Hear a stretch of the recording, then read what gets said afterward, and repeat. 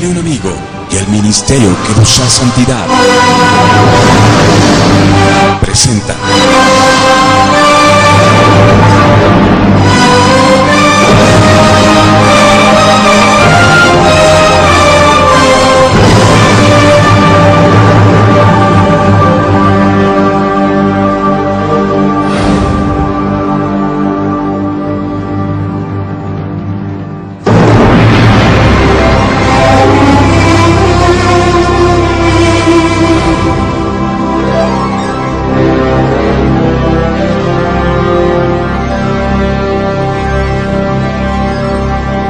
Misterios y Enigma.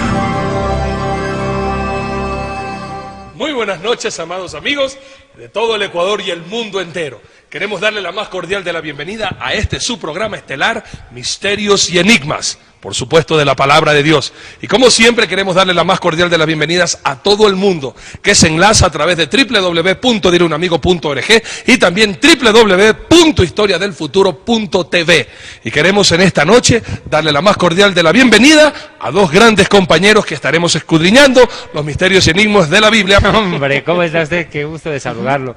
Dios le bendiga, amigos televidentes. Muy buenas noches. Pero aquí tenemos que, de verdad, quitar este misterio. David Diamond ante las cámaras del mundo que en este momento te están viendo.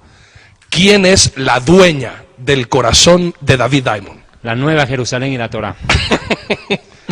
Este muchacho debió haber sido torero, porque se la sabe sacar bonita. Ahorita se pegó una... ¿Cómo es una...? Oye, pero qué tremendo. ¿Sabías tú de que Pablo era torero? La No. Biblia le dice, Pablo le dice a Timoteo, tráeme el capote.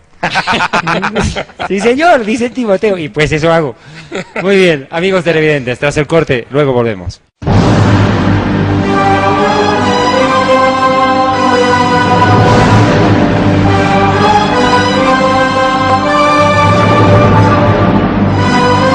Ministerio Evangelístico Internacional Kedushá Santidad presenta Jerusalén y la Tierra Prometida, el plan de Dios para Israel y el fin de los tiempos en Historia del Futuro. Porque para Dios, el futuro es historia. Buenas noches, amigos y amigas. Bienvenidos a este su programa Misterios y Enigmas de la Biblia. En esta oportunidad estaremos hablando sobre la Septuaginta griega. Aquí empezamos.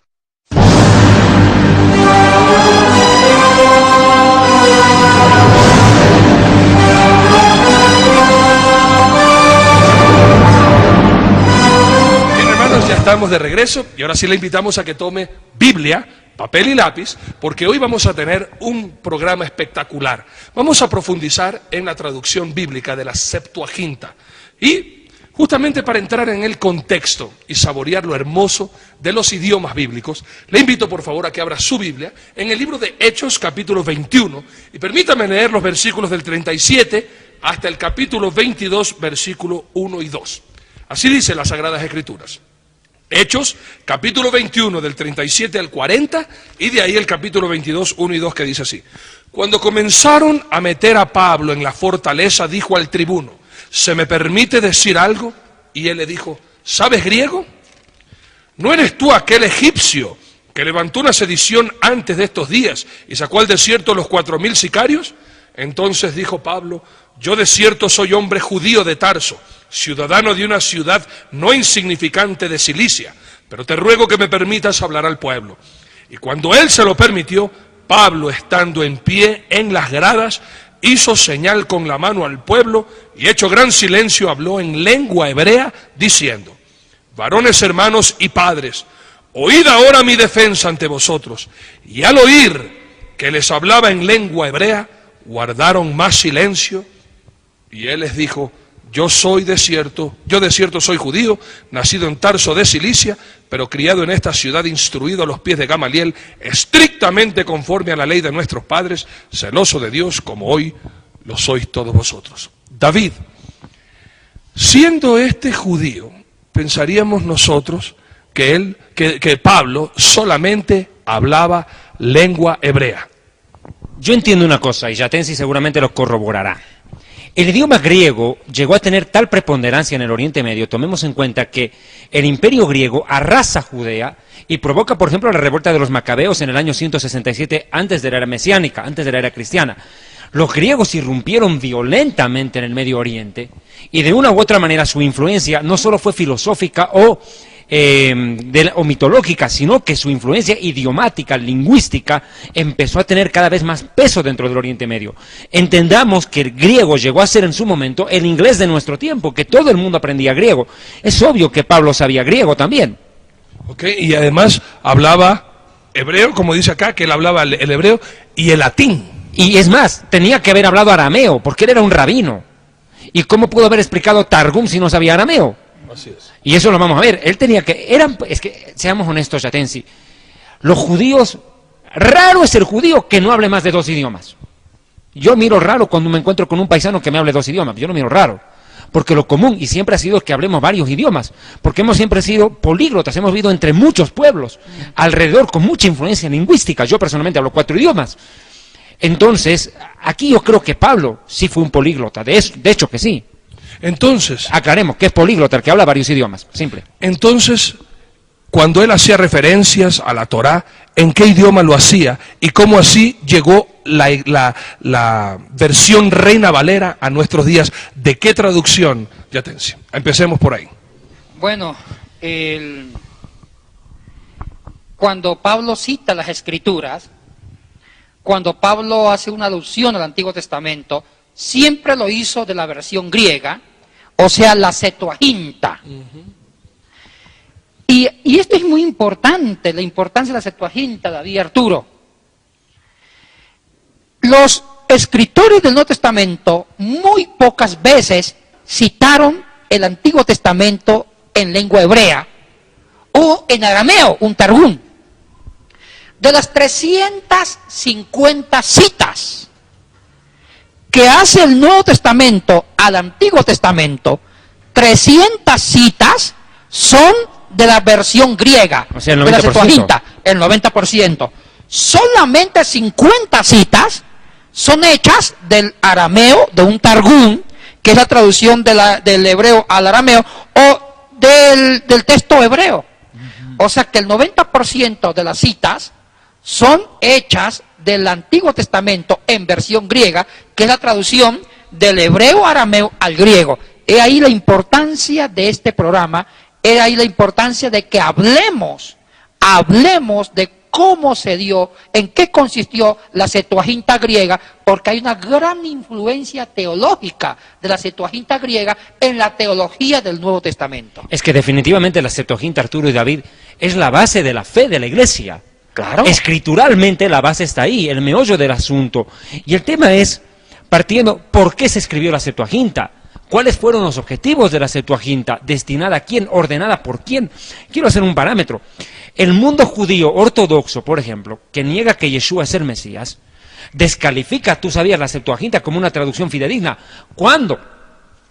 El rabino Simeón Hasadik, Simeón el justo, un líder judío, sumo sacerdote Cohen Hagadol de Jerusalén, ordena la traducción. O sea que la Septuaginta vino por orden del sumo sacerdocio de Israel, que estaba todavía oficiando en el templo, y después de que se terminó la Septuaginta, dice que los rabinos de Jerusalén, el Sanedrín, aprobó la traducción.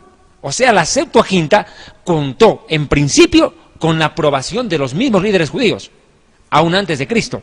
Esa Biblia es la base. Esa vez no había Reina Valera, todo el mundo usaba Septuaginta, aún los mismos judíos. El problema vino después con los masoretas, eso vamos a ver después. Lo que viene ahora a continuación es, volvamos a ponernos en el contexto y a recordar parte de lo que ya hemos estudiado. Porque a veces cuando oímos griegos, el idioma griego, pensamos que la Septuaginta de pronto pudo haber traducido griegos y no judíos. Pero para eso vamos a ponernos en el contexto para entender. Y justamente con todo amor puede llamarnos y nosotros con gusto contestaremos sus preguntas. Vamos a recapitular qué era lo que estaba pasando, cómo estaba el mundo en aquel entonces, cómo estaba el gobierno, cuál era la influencia más fuerte, por qué si fue escrito en hebreo fue traducido al griego y quién lo tradujo. Pues justamente eso vamos a volver a recapitular para ahora sí estudiar la exquisitez y también las confusiones dentro de la Septuaginta, que es una traducción de manuscritos hebreos. La palabra de Dios en el libro de Lucas capítulo 23, 38, algo que nos llama la atención poderosamente, es el porqué de esto. Miren esto. Cuando está crucificado Cristo, Poncio Pilatos manda a poner un título sobre su cabeza. La cabeza del Mesías. La cabeza del Mesías, que dice así: había también sobre él un título escrito con letras griegas, latinas y hebreas. Este es el Rey de los judíos. Parece ser que a través de la Biblia encontramos siempre en el Antiguo Testamento el hebreo, pero en el Nuevo Testamento ahora sí una mayor influencia de otros idiomas, entre ellos el griego y el latín. Yatensi, volvamos a entender, porque cuando hablamos de la Septuaginta, que fue traducida al griego, podríamos pensar que esto se hizo en Grecia, que esto de pronto lo hicieron griegos, o grecos más bien, y no justamente judíos. Así que por favor, Yatensi, ¿por qué no nos refresca la memoria? ¿Y por qué se llama Septuaginta? A mí me encanta la historia del por qué se denominó a esta traducción Septuaginta. Con mucho gusto, Arturo. Hay un documento que durante varios siglos lo consideraron fidedigno, donde testifica esta traducción. Este documento histórico se llama la Carta de Aristeas a Filócrates. Esta Carta de Aristeas a Filócrates nos cuenta con lujo de detalles, y a veces en forma de leyenda, de cómo se produjo esta traducción. La Carta de Aristeas a Filócrates, bueno, el autor de esta carta, no sabemos quién fue, porque el nombre de Aristeas es un seudónimo. Posiblemente Filócrates, a quien está dirigida la carta, era el hermano de esta persona misteriosa. En esta carta de Aristeas a Filócrates cuenta que el rey que estaba en Egipto, en Alejandría, Ptolomeo II Filadelfo, que era un rey muy brillante, un rey amante e inclusive la erudición, y él fue uno de los que contribuyó a tener una de las bibliotecas más grandes que se ha tenido. Y él contrató como bibliotecario a Demetrio. Demetrio era uno de los filósofos más grandes de Egipto. Demetrio Falareo. Y él era el bibliotecario de la grande biblioteca de Alejandría. Pero permítame hacer un paréntesis. Alejandría en el siglo III a.C. era la cuna de la civilización. Era la ciudad de corte griega que se encerraba todas las filosofías, teologías y religiones en esta ciudad. Egipto. En Egipto. Entonces, y mire que lleva el nombre de Alejandría en honor a Alejandro el Grande, que era un rey culto. Alejandro Magno. Entonces, ¿qué pasó? Ptolomeo II Filadelfo quiso tener la biblioteca más grande y la consiguió. Llegó a tener 1 millón de ejemplares. Sí. Y resulta que él quería tener toda la literatura de todas las religiones y escuelas filosóficas traducidas al griego. Y le dijo a Demetrio que por favor revise qué libro religioso o filosófico no está en griego. Demetrio empezó a revisar y se topó con una sorpresa. Las sagradas escrituras de los judíos no estaba traducida al griego. Ni siquiera estaba en la biblioteca. Y eso le dijo Demetrio a Ptolomeo. Y Ptolomeo mandó una carta al sumo sacerdote de Jerusalén diciéndole que por favor mande un ejemplar de las escrituras sagradas en hebreo y también mande traductores para traducir del hebreo al griego. Y el sumo sacerdote mandó un ejemplar en hebreo y mandó 72 traductores. Sí, ¿por qué 72? 6 traductores por cada tribu. Las 12 tribus de Israel. 6 por 12, 72. Sí, señor. Y por eso se llamó Septuaginta, no tanto por el número 72, sino que se redondea a 70. Septuaginta significa 70. Se redondeó a 70 cuando eran 72 traductores. Y van los 72 traductores con el ejemplar en hebreo, se presenta ante el rey griego que estaba en Egipto, en Alejandría, Ptolomeo II Filadelfo, y dice, mire, aquí está la copia en hebreo. El Tanaj. Y aquí estamos, el Tanaj, y aquí estamos listos para traducir. Una aclaración.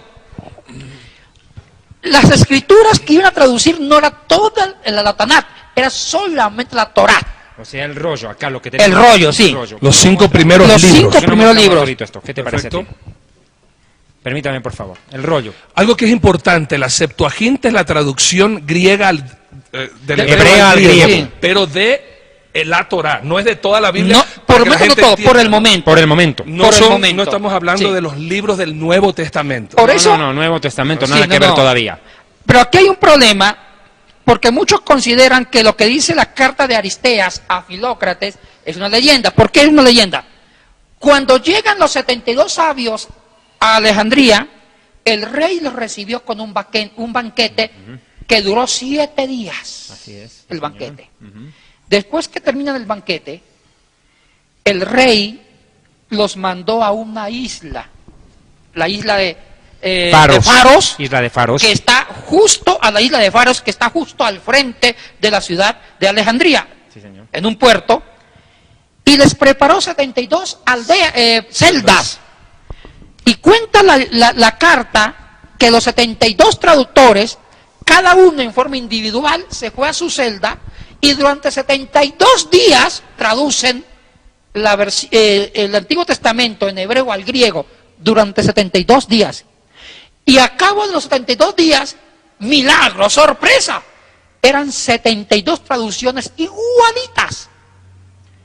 Ahora, esto es una leyenda, porque en la verdad no fue así. En la historia real se cuenta que esta traducción tuvo varias etapas.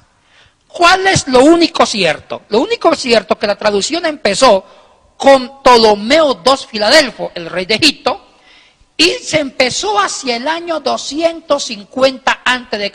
y se empezó a traducir solamente la Torá. Y se inició un proceso. ¿Cuándo se terminó la traducción?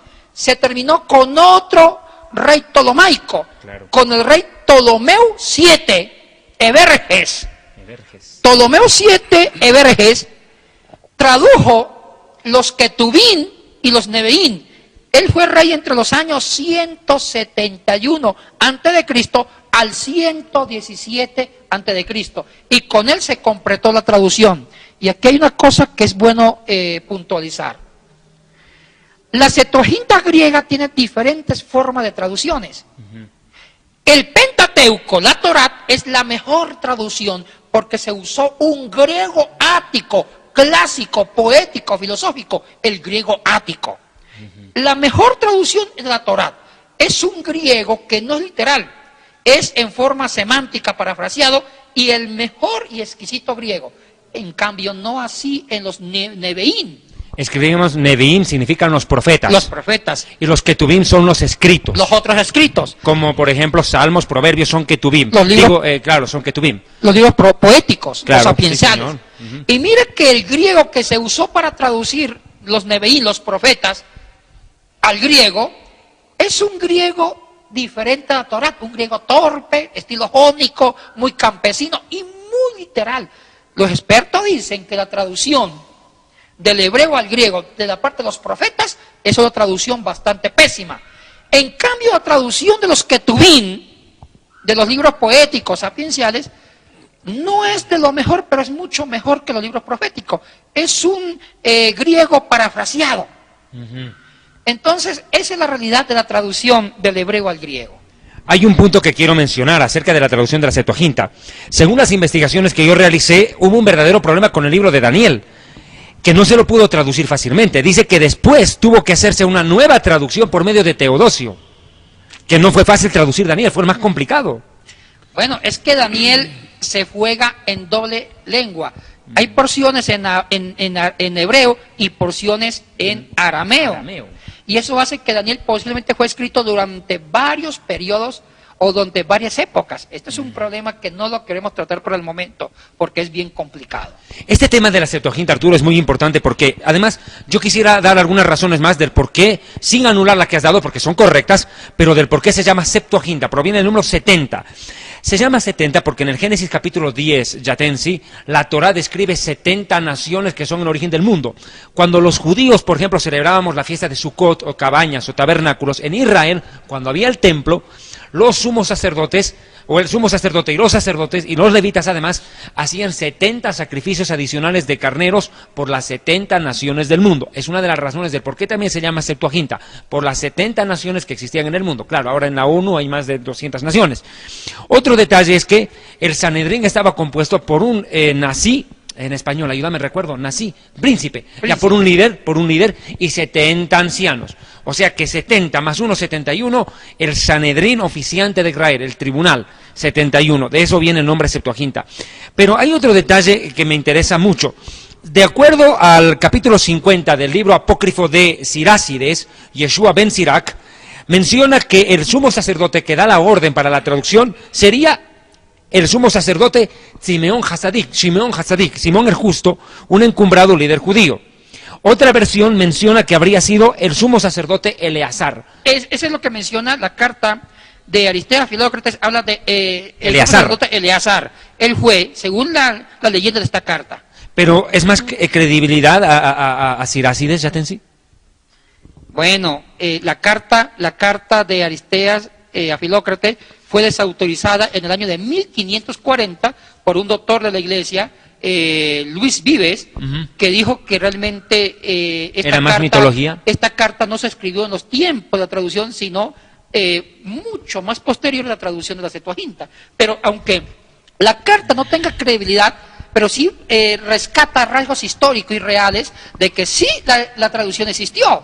Y existe, porque la tenemos, yo tengo en mi biblioteca la Septuaginta griega, eso existe. Y también vamos a hablar más adelante, David, la influencia teológica que es monumental de la Septuaginta griega en la teología del Nuevo Testamento. Es que Dios utiliza la Septuaginta para poner su palabra al mundo. No solo a los judíos, a las naciones, Yatensi. Eso creo es la más grande influencia, ¿verdad? Sí, sí. Y eso es lo que vamos a estar hablando en el siguiente segmento. Y ahorita vamos a darle el paso a una nueva cara en el rostro, un nuevo rostro más bien, dentro del programa de Misterios y Enigmas, que es nada más y nada menos que Paola Pozo. La Septuaginta es el primer acercamiento de Dios con el mundo gentil, con revelaciones escritas y confiables a través de su palabra. En esta oportunidad les presentaremos un reportaje sobre el Nuevo Testamento. Veamos. Dios, habiendo hablado hace mucho tiempo, en muchas ocasiones y de muchas maneras a los padres por los profetas, en estos últimos días nos ha hablado por su Hijo. Jesús nos ha dejado narraciones y anécdotas muy simples. Todos podían comprenderlas, desde los pescadores de la Galilea a los escribas de Jerusalén.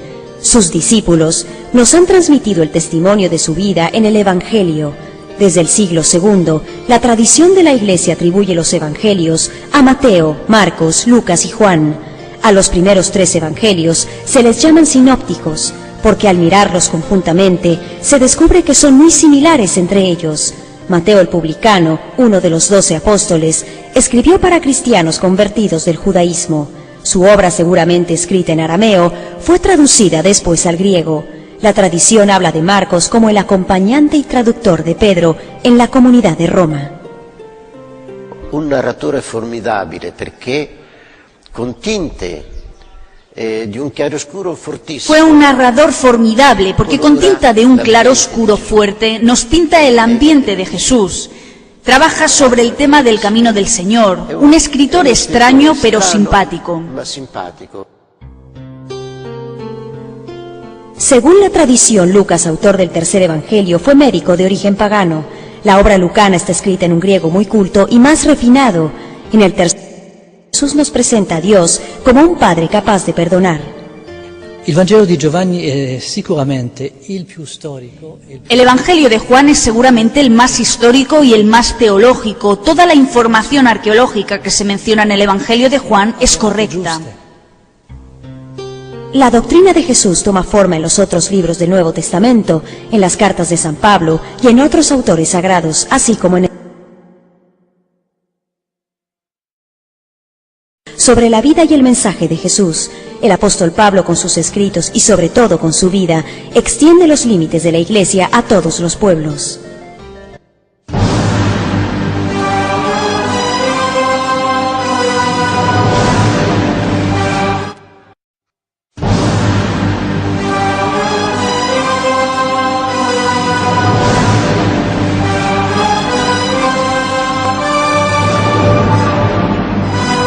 Gracias, Paola, muy amable. Y estamos en su programa Misterios y Enigmas de la Biblia. ¿Qué tal, Arturito? Excelente, y damos gracias a Dios. Saben, ahorita Yatensi y David acaban de darnos el cómputo. 80,000 personas están conectadas en el mundo mirando este programa, y toda la página web www.dileunamigo.org, y ahora también www.historiadelfuturo.tv, David. Y para la gloria de Dios. Bendito sea Dios. Y Yatensi, te cuento que en Venezuela están viendo este programa con mucha asiduidad. Y no solo en ello.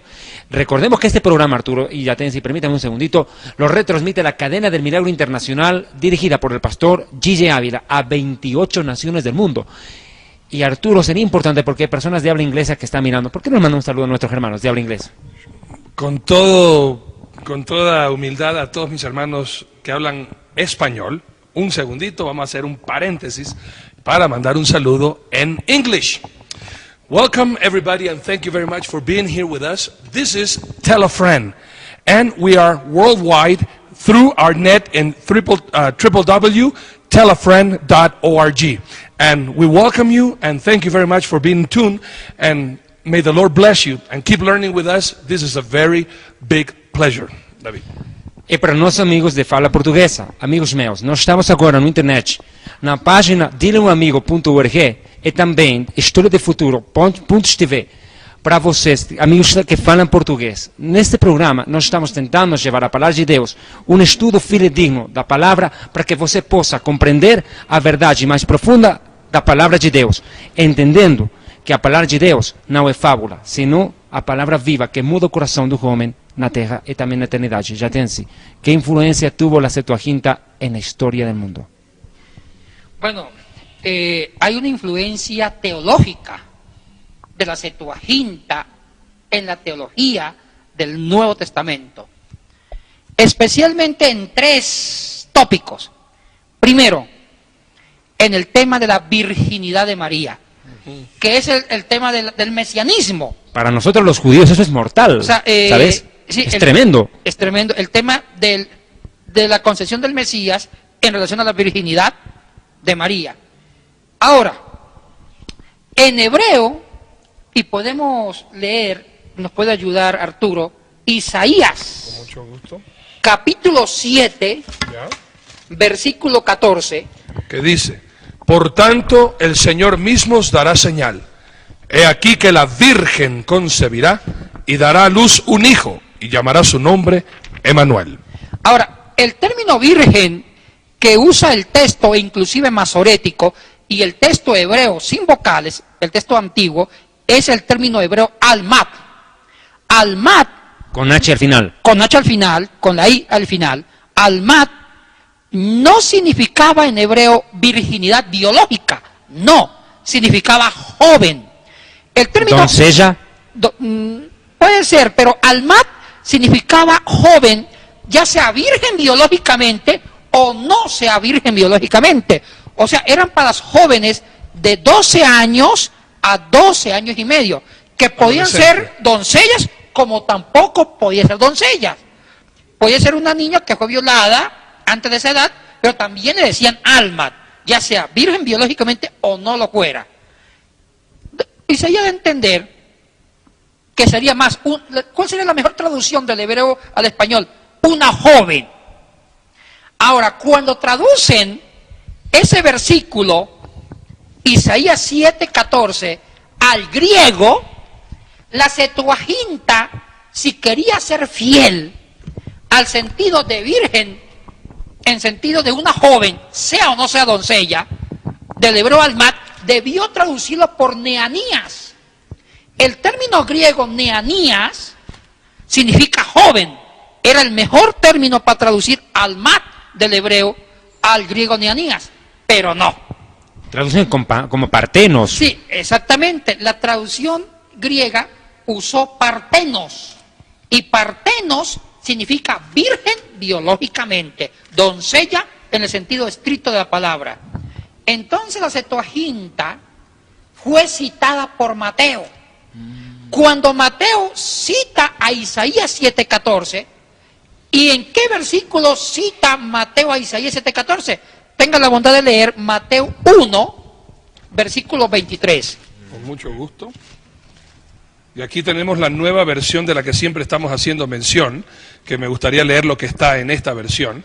Mateo 1:21. No, 1, versículo 23. 23 dice, he aquí una virgen concebirá y dará a luz un hijo, y llamará su nombre Emmanuel, que traducido es Dios con nosotros. Mateo está haciendo citando directamente a Isaías 7:14, pero Mateo no citó la versión hebrea, sino la versión griega.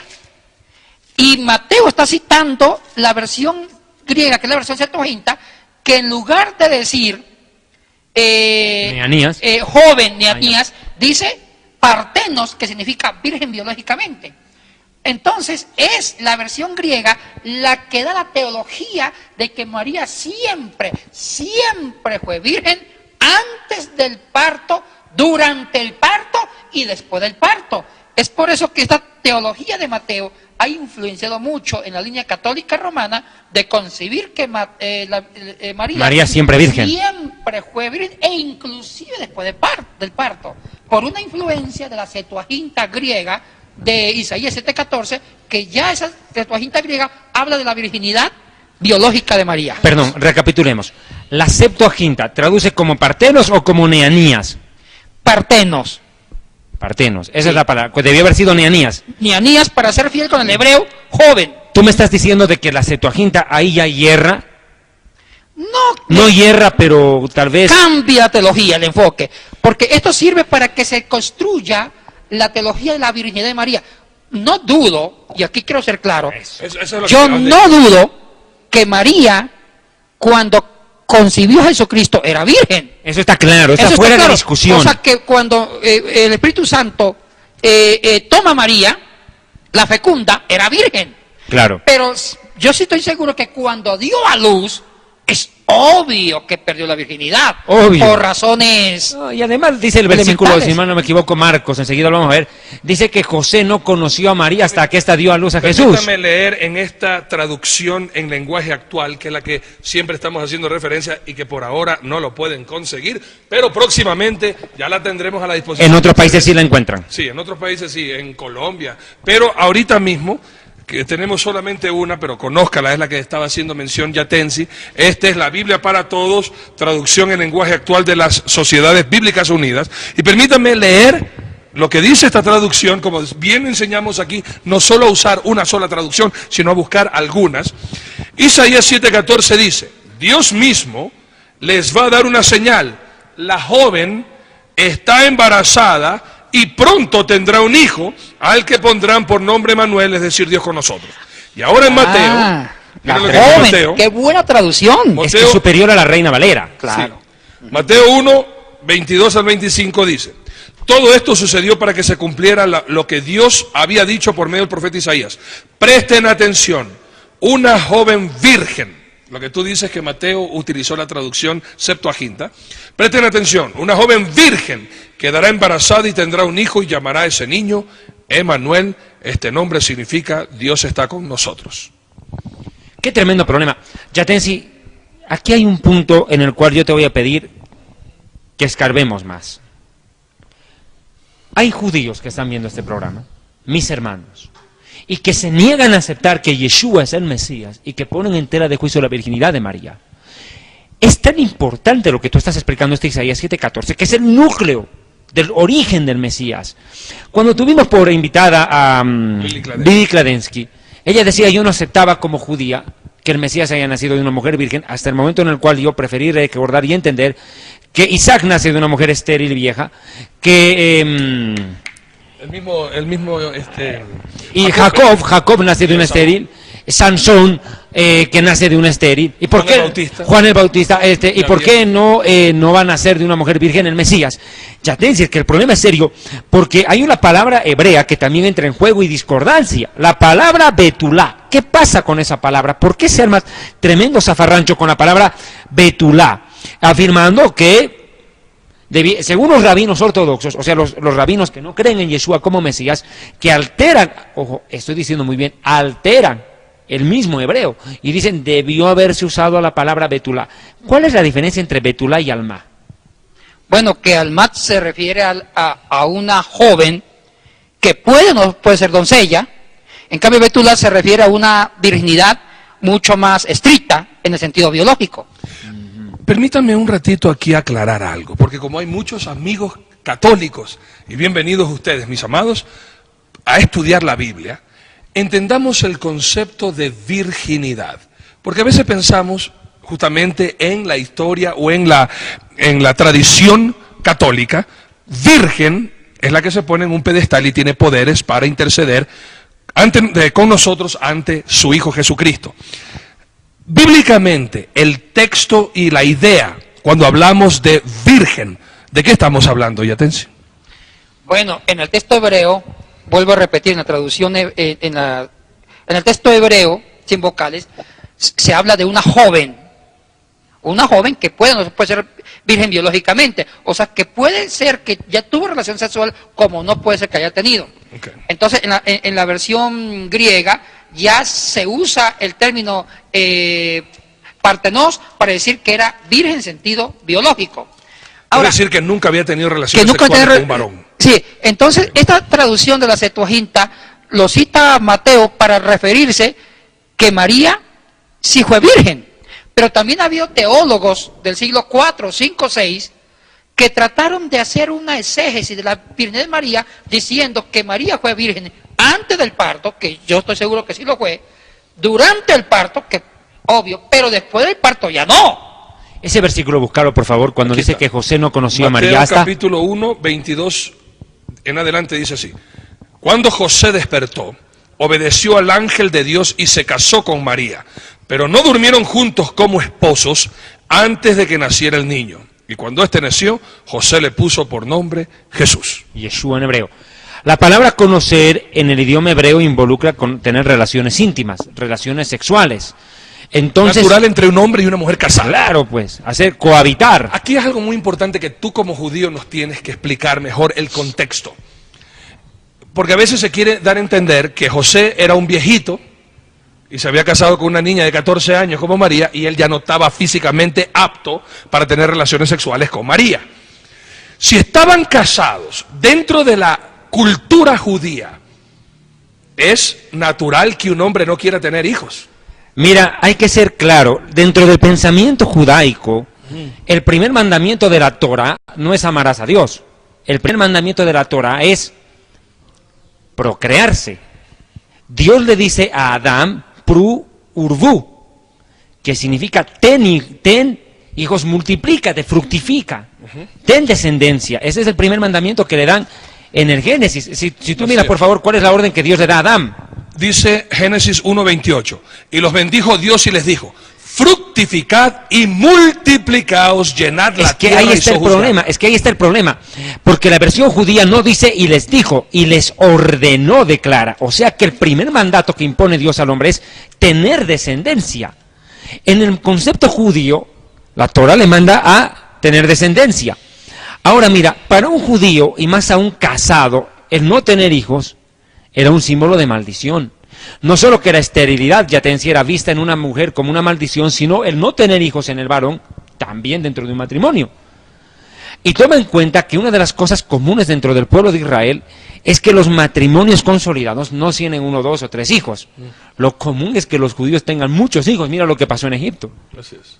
Se multiplicaron grandemente. Ahora, para terminar el tema de la virginidad, ¿por qué recalco esto? Porque sí ha habido doctrinas posteriormente a los siglos II, III y IV, y sobre todo por muchos monjes, que trataron de que la virginidad de María nunca se perdiera, e inclusive a raíz del parto.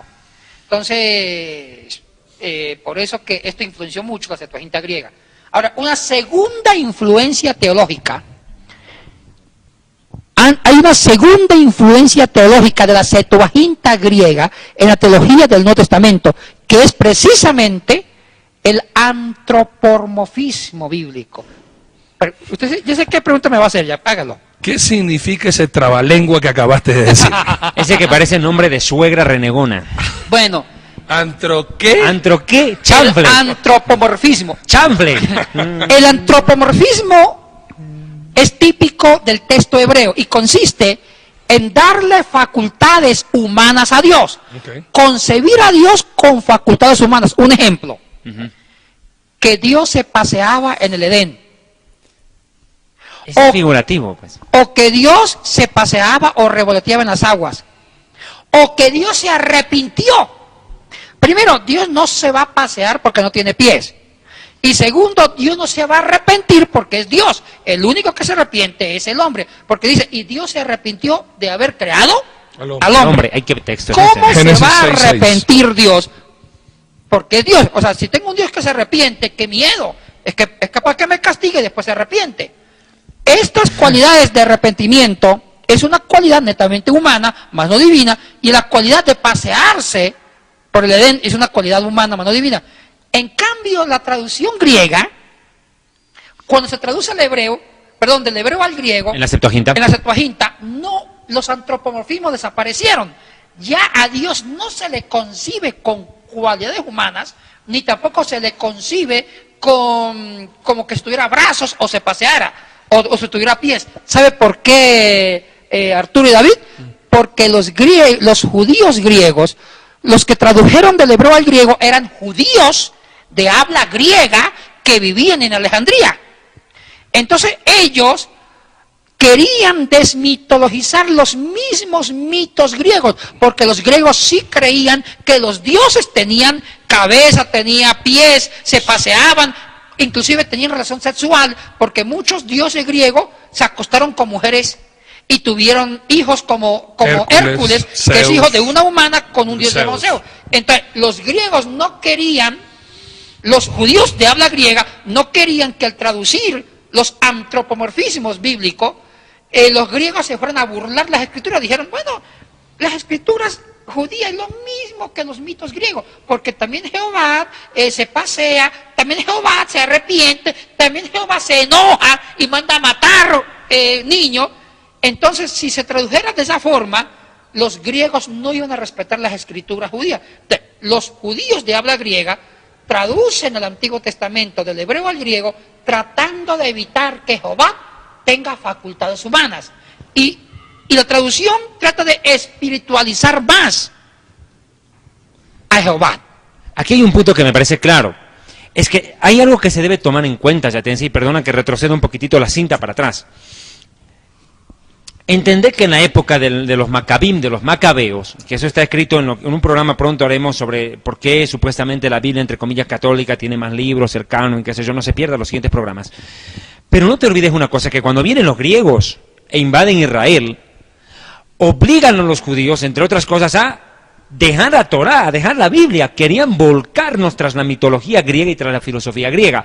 Por eso también yo entiendo, Yatensi, que en el concepto y en el pensamiento judío había que rechazar toda mitología, toda corriente filosófica griega, porque de hecho y por antonomasia estaba opuesta a la Biblia. ¿De acuerdo?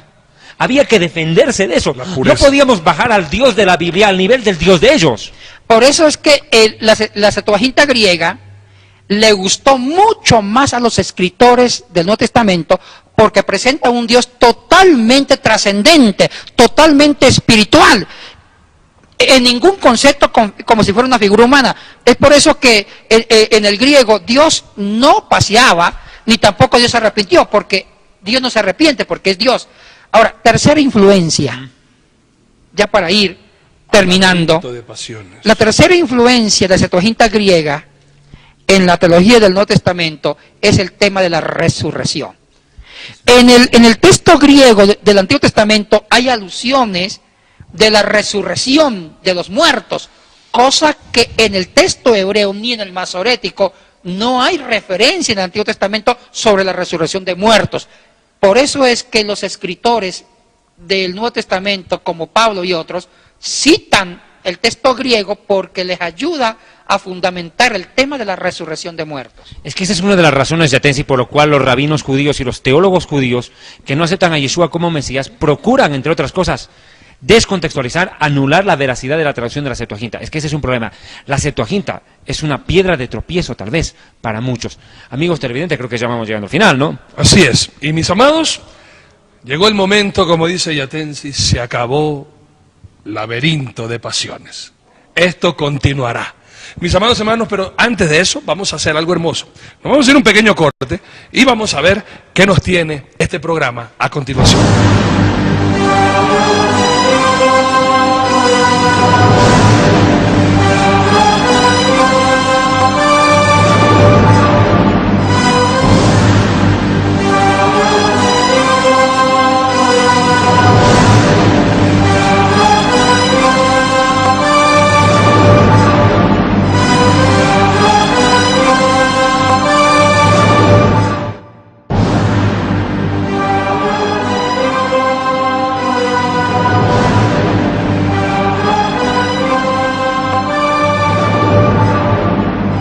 Ya para ir cerrando, Yatensi, yo tengo una pregunta.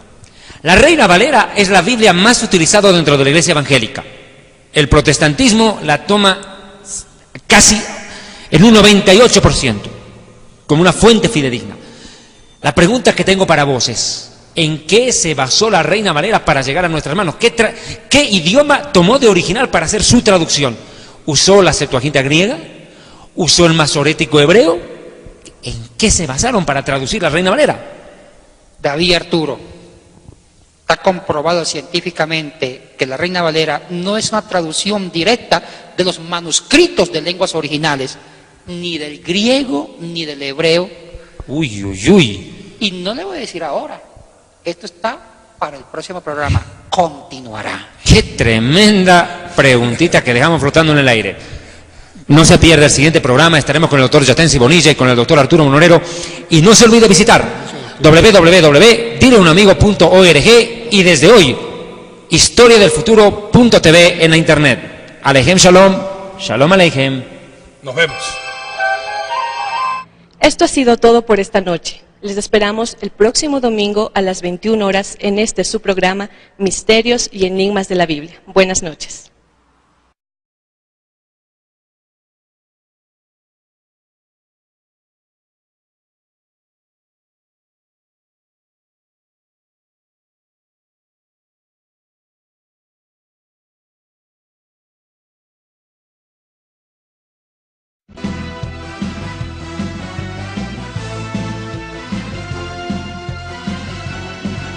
Ministerio Evangelístico Internacional Kedushá, Santidad, presenta Jerusalén y la Tierra Prometida, el plan de Dios para Israel y el fin de los tiempos en Historia del Futuro. Porque para Dios, el futuro es historia. A tu disposición en Librería Asoma. Quito, en la Voz Andes 231 y América, frente al Centro Médico Axis, y en Guayaquil, calle García Moreno 4102 y Vaca Galindo.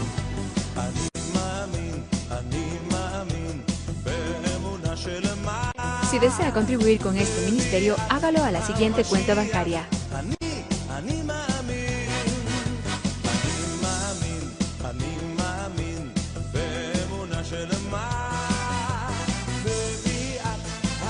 Recibimos al hermano Gide Ávila, Ciudad Bolívar, Venezuela.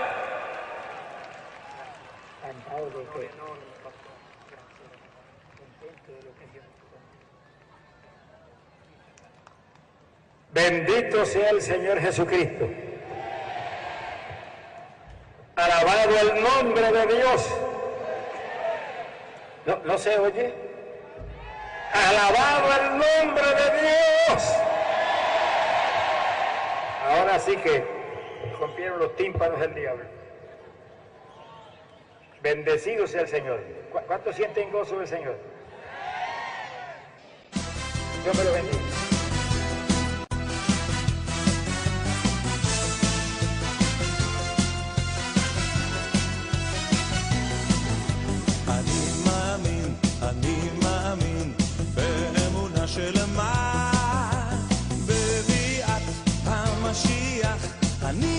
אני מאמין anima.